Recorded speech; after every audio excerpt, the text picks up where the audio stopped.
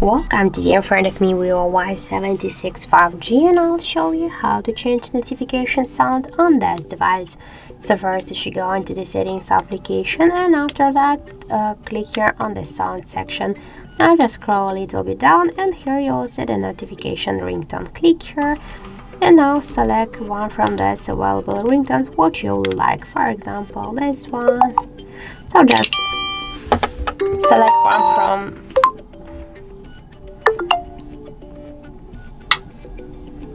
for example, I'll go with this one. After that, when you'll select your notification sound, just go back, for example, by this way.